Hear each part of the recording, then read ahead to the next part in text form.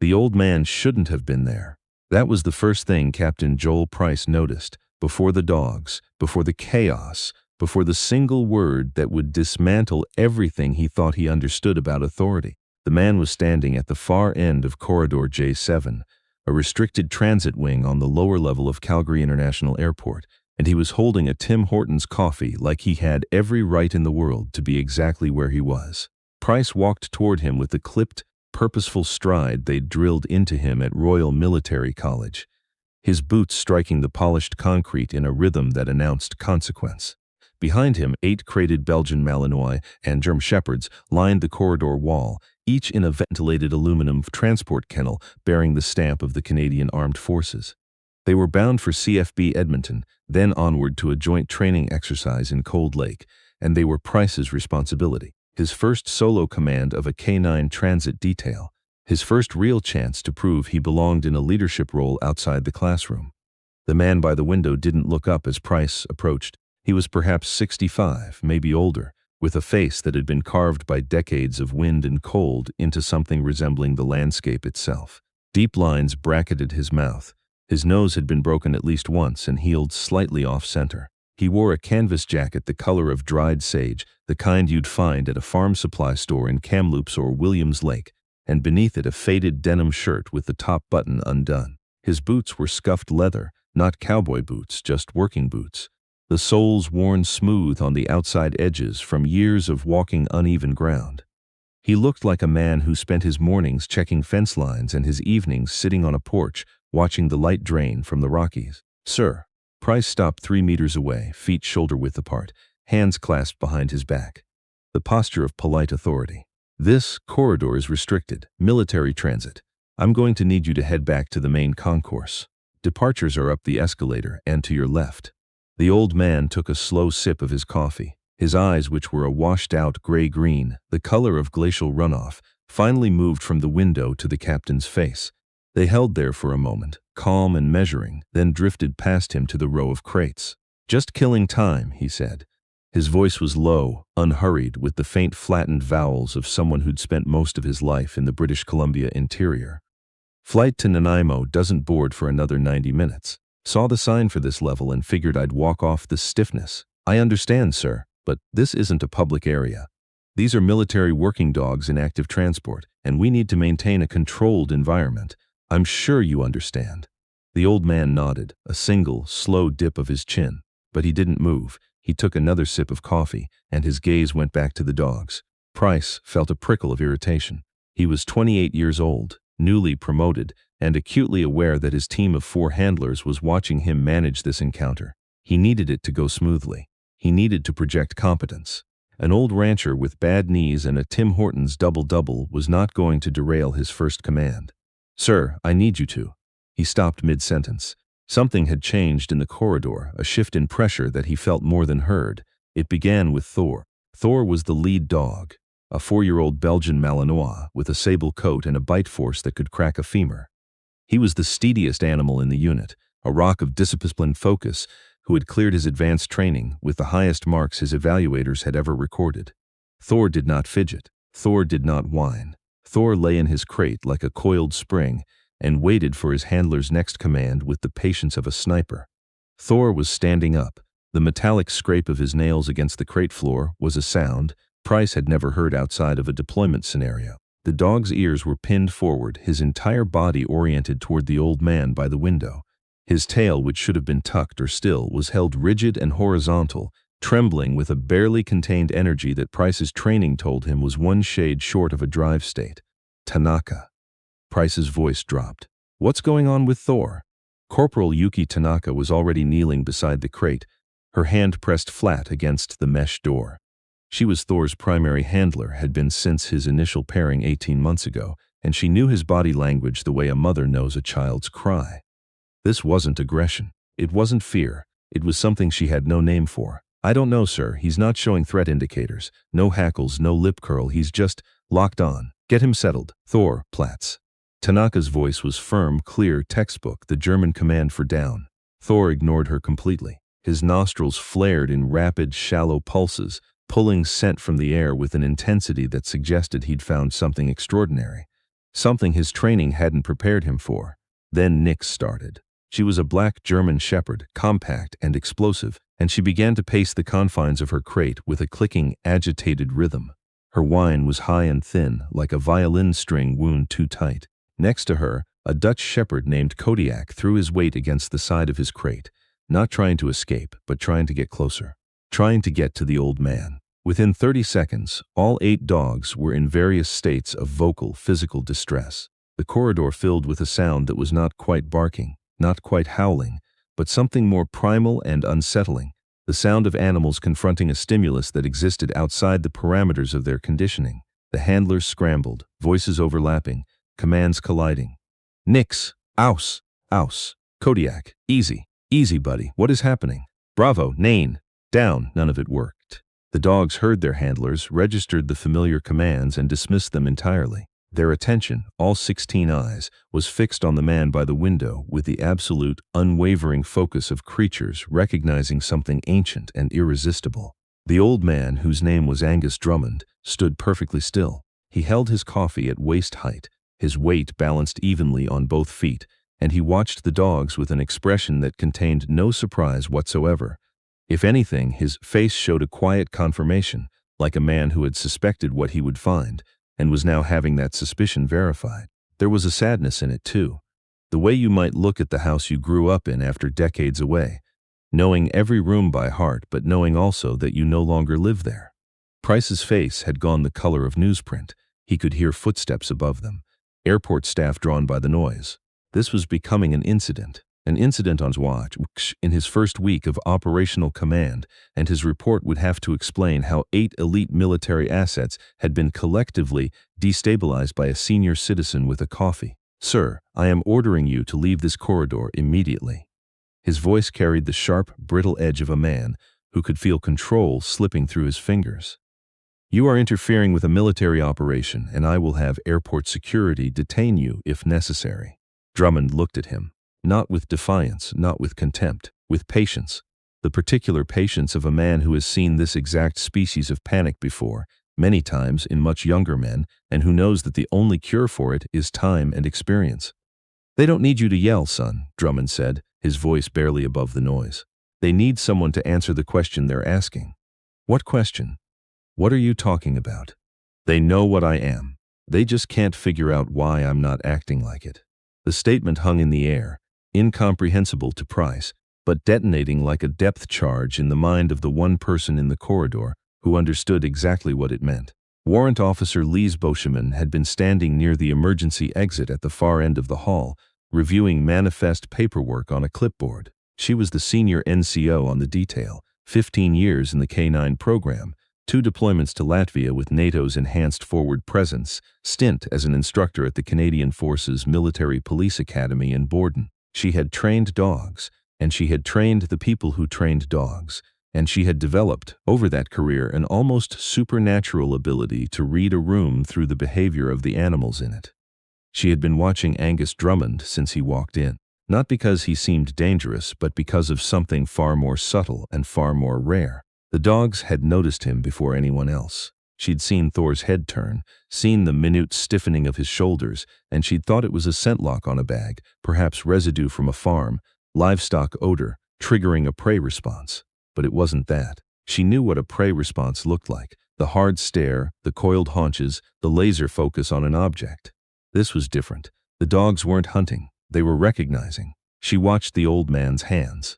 The left one held the coffee cup, with a grip that was practiced and deliberate, the thumb positioned along the rim, rather than wrapped around the handle, the way you hold something when your hands have been trained to keep the fingers free for other tasks. The right hand hung at his side, relaxed but not limp, the fingers slightly curled in a position that any handler would recognize as the neutral ready state, the hand position you default to after 10,000 hours of working a leash. She saw the scars. A white line across the web between his right thumb and forefinger, the signature of a lead snap, where a lunging dog pulls a leather leash through your grip so fast it cuts like a razor. 2 small, round scars on the back of his left wrist, neat and symmetrical, consistent with canine punctures from a training exercise gone sideways. These weren't ranch injuries. They weren't fence wire cuts. They were the marks of a man who had spent years working at arm's length from jaws that could exert 600 pounds of pressure per square inch. Then she looked at his stance. He stood the way old handlers stood, weight forward on the balls of his feet, hips square, shoulders open. It was a stance designed to project calm authority to an animal approaching from any angle. Ranchers stood with their weight back, hips turned, one shoulder leading. Soldiers stood at attention or at ease. This man stood like the center of gravity in a world that revolved around him, and every dog in the corridor could feel it. Bushamin set down her clipboard. A cold understanding was forming in her chest, the way ice forms on a lake in November, spreading outward from a single point. She knew about the Boreal program. Most people in the K9 community didn't, or knew it only as rumor, a half-believed story passed around during late-night training exercises in Gagetown or Wainwright. It was a classified initiative from the late Cold War era, run jointly by the Canadian Forces and CSIS, designed to develop a new doctrine for canine integration in covert surveillance and unconventional warfare. The dogs were selected from specific bloodlines. The handlers were selected from an even more exclusive pool. They trained together for years, not months, developing a bond that went beyond command and response into something that the program's architects described in the few declassified memos that existed as cognitive synchronization. The handler didn't give commands. The handler became the command. Their presence, their scent, their posture, the micro-expressions of their body language, all of it was calibrated to communicate with the animal on a level that bypassed conscious processing entirely. The program produced, at its peak, fewer than a dozen handler dog teams. They operated in places that didn't appear on any official deployment record. When the program was shut down in the early 90s, the handlers were scattered. Some stayed in the military, their records scrubbed clean. Others vanished into civilian life, becoming exactly what Angus Drummond appeared to be. Ordinary men living quiet lives in small towns, their extraordinary abilities buried under decades of fence mending and hay baling and Tim Hortons runs. But the dogs remembered. Not these specific dogs, of course. These animals had never met Angus Drummond, but the bloodlines knew. The foundational conditioning of the Boreal program had been so deep, so thoroughly woven into the animal's behavioral architecture, that it had become something close to genetic memory. These dogs, separated from the original Boreal stock by 3 or 4 generations, were responding to a stimulus that had been engineered into their ancestors. They were recognizing a type of human they had been bred to follow, and they were finding that human standing in a corridor with a paper cup of coffee and no intention of leading them anywhere. That was the source of their distress. Not fear, not aggression, confusion. They were soldiers encountering their commanding general in civilian clothes, and every fiber of their training was screaming at them to respond, but they had no framework for this context. The modern handlers were giving commands in German, standard NATO dog handling protocol, but the dogs were hearing a deeper signal, an older frequency, broadcast by the old man's every breath, and the two were incompatible. The situation was about to breach containment. Thor had begun throwing himself against his crate door with rhythmic, heavy impacts that made the aluminum frame shudder. The sound was enormous in the enclosed space, a percussive boom that echoed off the tile walls and drew a small crowd of alarmed airport workers to the corridor entrance. 2 of the other dogs had begun a synchronized howl, a sound so eerie and ancient that Corporal Tanaka, kneeling beside Thor's crate, felt the hair on her arm stand straight up. Price was on his radio, calling for airport security, his voice taut with controlled panic. His career was flashing before his eyes. 8 military dogs in public meltdown. Civilian interference. A corridor that sounded like a kennel in a thunderstorm. He could see the incident report already, could feel the weight of the commanding officer's disappointment. He was failing, visibly, in front of his entire team, and the cause was an old man who wouldn't walk away. Security, this is Captain Price, Corridor J7. I need a team down here now. I have a civilian who— Captain. Bosheman's voice cut through his transmission like a blade through packing tape. It wasn't loud. It didn't need to be. It carried the quiet, absolute authority of a woman who had earned her rank in places where rank was the last thing anyone cared about. Put the radio down. Price stared at her. Warrant, you need to step back and let this play out. Trust me. There was something in her eyes that stopped him. Not insubordination, not defiance. Recognition. She was looking at the old man the way the dogs were looking at the old man, with the fixed, reverent attention of someone encountering something they had only ever read about. Boschman walked toward Drummond. She stopped at a distance of about 4 meters, close enough to speak without raising her voice, far enough to show respect for his space. Her posture shifted in a way that Price noticed but couldn't interpret, a subtle squaring of the shoulders, a lowering of the chin, the body language of a professional acknowledging a superior. "Sir," she said, and the word carried a weight that had nothing to do with politeness. "The dogs aren't going to settle on their own. You know that." Drummond looked at her for a long moment. His eyes moved to the maple leaf flash on her shoulder, then to the K9 handler's badge on her chest, then back to her face. He saw what he needed to see. He gave a single, slow nod. "How much do you know?" he asked quietly. "Enough, Boreal. The bloodline conditioning. I studied it at Borden, what little was in the archives. I never thought I'd see it in person. You weren't supposed to." "I know."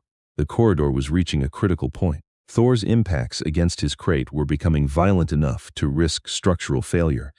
If that door popped open, and $800 worth of precision-trained military animal came charging out in a state of unresolved drive, someone was going to get hurt. Boschman could see the exact math of the situation, and she could see that Angus Drummond could see it too. "Sir, I'm asking you." She didn't finish the sentence. She didn't have to. The request was clear. "End this. Only you can." Drummond closed his eyes, just for a second. When he opened them, something had changed. The rancher was still there, the worn canvas jacket, the scuffed boots, the calloused hands. But underneath it, like bedrock surfacing through topsoil, something older and harder emerged. His spine straightened, not dramatically, but with a precision that spoke of thousands of hours of physical discipline. His shoulders opened, his chin lifted a fraction of an inch. The change was so subtle that Price, watching from behind, almost missed it. But the dogs didn't miss it. They couldn't. The barking faltered, not all at once, but in a wave, like a wind dying across a wheat field. Thor stopped hitting the crate. His ears rotated forward, locked. Nix's howl trailed off into silence. One by one the dogs fell quiet, their bodies going still, their heads turning to track the source of this new, immense gravitational pull. Drummond set his coffee cup on the window ledge. He stepped forward, placing himself in the center of the corridor, directly in the sight line of all 8 crates. He didn't rush. He didn't hesitate. He moved with the economy of a man who understood that every gesture, every shift in weight, was being read and interpreted by 8 pairs of eyes that missed nothing. He stood there, and he let them see him. Not the rancher, not the old man with the bad knees and the cheap coffee. The real him. The man who had walked point through forests in places he would never name, with a dog at his side who understood his heartbeat better than any human ever had. The man who had spent 5 years in the Boreal program perfecting a form of communication so intimate and so precise that it erased the boundary between handler and animal. The man who had, in another life, been the standard against which all other handlers were measured, and the man who had walked away from all of it 30 years ago, buried it under a quiet life in the Nicola Valley, and never looked back. Until now, his lips moved. The word was barely audible, a breath more than a sound, shaped by the faintest movement of his tongue and teeth. It wasn't a command in German or English or French. It was older than any of those, a syllable from the Boreal lexicon, the foundational vocabulary that had been developed specifically for moments exactly like this one. Nerha. It meant, in the imprecise translation of a concept that was never meant to be rendered in human language, the watch is over. You are released from your purpose. Be still. 8 dogs dropped, not sequentially, simultaneously, as if the word had been a switch and every animal in the corridor had been wired to the same circuit. Thor hit the floor of his crate with a heavy, final thud, his massive head settling onto his paws, his body going slack with the boneless surrender of an animal whose deepest need had just been met. Nix folded into a perfect sphinx position, her dark eyes half closed, her breathing slowing to the rhythm of deep rest. The Dutch shepherd, the 2 other Malinois, the remaining shepherds, all of them went down in the same instant, their bodies releasing tension they had been carrying since the moment the old man walked into the corridor. The silence that followed was absolute, not just quiet. The corridor seemed to have been emptied of sound itself, as if the air had been wrung out and hung to dry. The only noise was the distant, muffled rumble of the airport above them, a world that suddenly felt very far away. Corporal Tanaka's mouth was open. She was staring at Thor, who was lying in his crate in a state of relaxation so complete that he looked sedated. She had never seen him like this. In 18 months of daily work with this animal, she had never once seen every muscle in his body release at the same time. He looked, for the first time since she'd known him, like a dog and not a weapon. She looked up at the old man. Her eyes were wet. She didn't know why. Something about the way he looked at Thor, with a gentleness that was so total and so unguarded that it seemed to come from a place beyond professional skill, had reached into her chest and squeezed. Price stood as if his boots had been nailed to the floor. His radio was still in his hand, the security channel still open, but he had forgotten it existed. His mind was a blank white field. He was a man who had been trained to process information quickly, to assess and act, and for the first time in his career, he had encountered something that his training had no category for. He had just watched 8 of the most disciplined, most intensely conditioned animals in the Canadian military collapse into perfect, synchronized submission at a single word from a man he had been about to have arrested. The word hadn't even been loud. It had been quieter than a whisper, and yet it had carried more authority than every command, every shout, every hand signal that Price and his 4 handlers had collectively issued in the last 5 minutes. His authority, his rank, his uniform, his training, all of it had been rendered irrelevant in under a second. Not by force, not by defiance, by competence so profound that it operated on a frequency he hadn't known existed. What? Price's voice sounded strange in his own ears, thin and young. What did you just do? Drummond didn't answer immediately. He was looking at the dogs, moving his gaze from crate to crate. The way a man might walk through a garden he'd planted years ago, recognizing the shapes of things he'd once tended. There was a deep, private emotion in his face that made Beauchemin look away for a moment, feeling that she was witnessing something too personal to observe. "The same thing I used to do," Drummond said finally. His voice was quiet, and there was a roughness in it that hadn't been there before. A long time ago. Beauchemin stepped in, not to rescue Drummond from the explanation, but to give him the framework to offer it on his own terms. "Captain Price, the dogs weren't reacting to a threat. They were reacting to a recognition. Their bloodlines carry conditioning from a program that predates our current canine doctrine by decades. Mr. Drummond's presence triggered responses that are, for lack of a better word, foundational, below the level of their modern training." Price looked from Beauchemin to Drummond, then back to the dogs. Thor's tail gave a single, slow wag against the metal floor of his crate. The sound was small and soft, and it broke something open in the young captain's chest. "The Boreal program," Beauchemin continued, her voice measured and respectful. "It was a Canadian Forces initiative from the Cold War, classified. The handlers who came out of it had a relationship with their dogs that went beyond anything in our current manual. The word he used, it's not a standard command. It's a state designator. It tells the dog that the mission is complete, that there's no threat, that they can fully stand down. Not just physically, cognitively. But these aren't his dogs," Price said, grasping for the rational framework that was disintegrating under his feet. "They've never met him." "No," Drummond said. "But they're descended from dogs that knew me, or knew men like me. The conditioning runs deep. It's in the blood, the bone. These animals have been carrying a set of instructions their whole lives that no one has ever activated because no one alive knows the vocabulary anymore." He paused, until an old man with nothing better to do wandered into the wrong hallway. The faintest ghost of a smile crossed his face, and in it, Price saw the man Angus Drummond might have been 30 years ago, quick, dry. The kind of man who would crack a joke in the middle of a crisis because he knew that humor was just another form of control. Price felt the shame arrive like a slow tide, rising from his to his face. He replayed the last 10 minutes in his mind and saw himself with merciless clarity.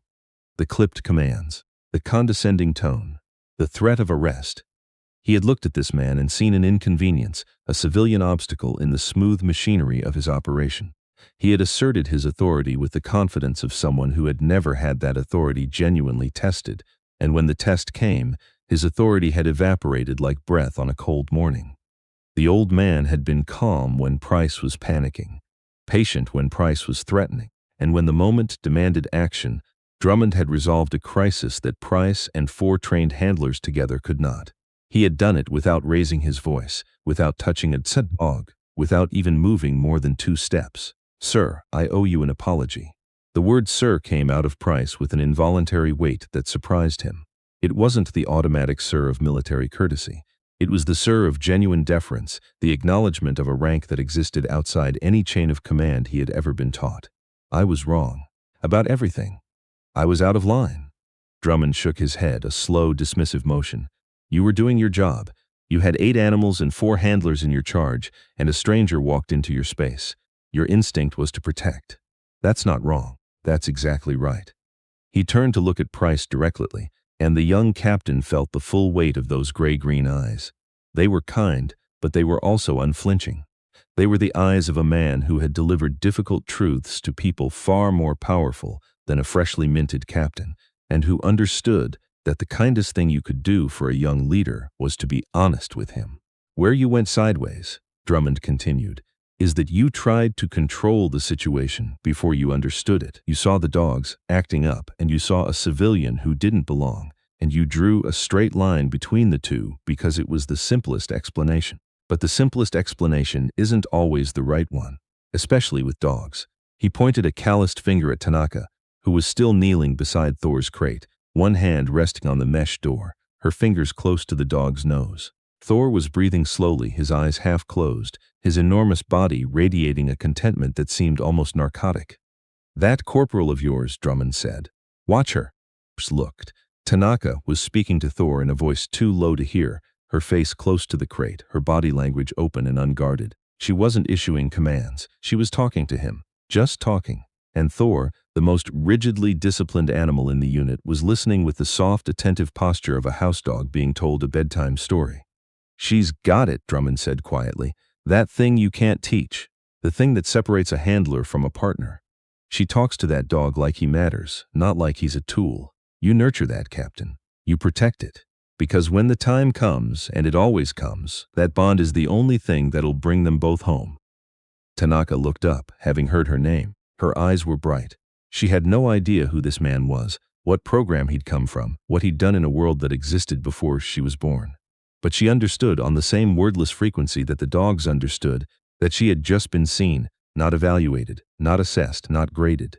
Seen by someone who knew exactly what he was looking at. Price swallowed.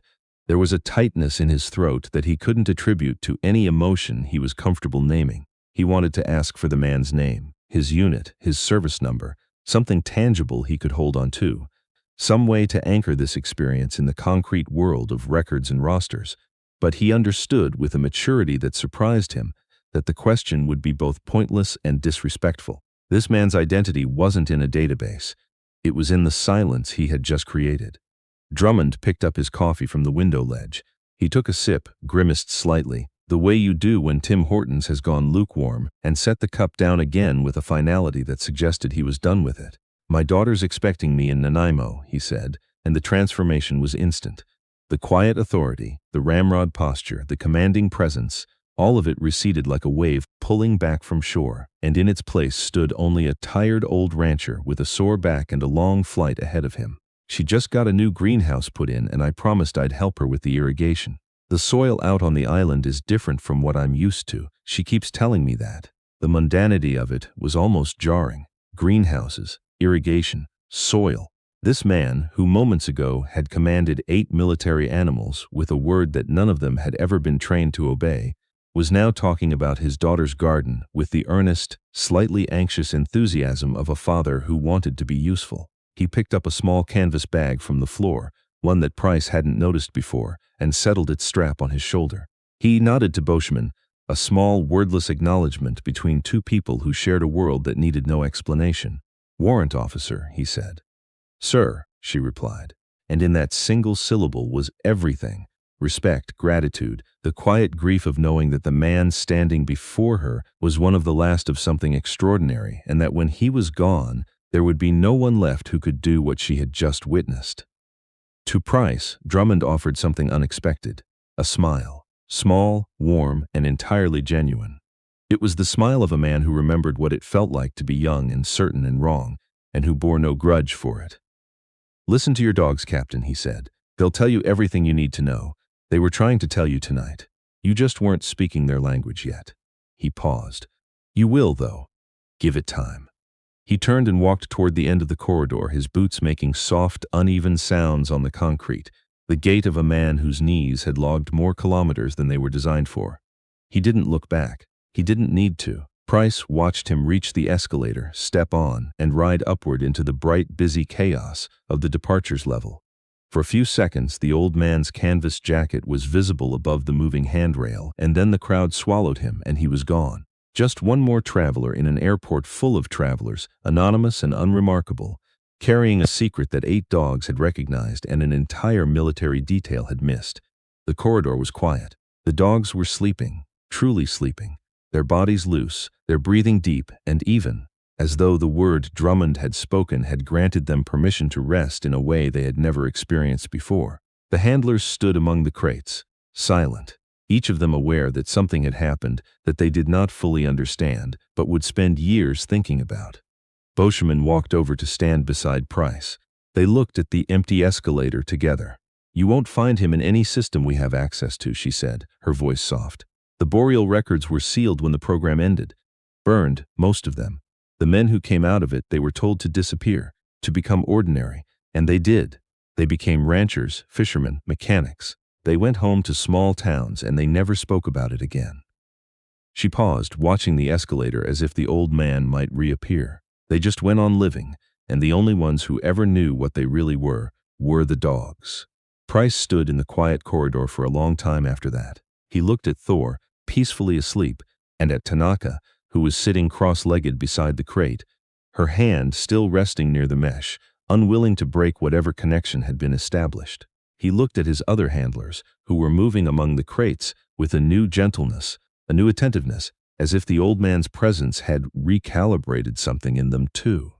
He thought about authority. He had been taught that it came from rank, from insignia, from the crisp snap of a salute and the weight of a commission scroll.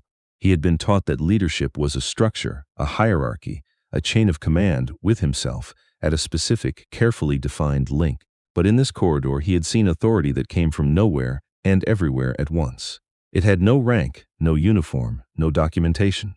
It lived in the way a man stood, the way he breathed, the way he looked at an animal with a depth of understanding that rendered words unnecessary. It was authority earned not through promotion boards and performance reviews, but through years of silent, intimate, unglamorous work in the space between a human being and a dog. And it was, Price understood now, the only kind of authority that actually mattered. He holstered his radio. He knelt beside Tanaka, beside Thor's crate, and for the first time since he'd been given command of this detail, he simply looked at the dog, not as an asset, not as a responsibility, not as a line item on a transport manifest, just as a dog, a living, breathing, feeling creature who had been trying to tell him something all along, if only he'd known how to listen. Thor opened one amber eye, regarded the young captain for a moment, and then closed it again with a long, slow exhale, settling deeper into sleep. It was, Price thought, a start.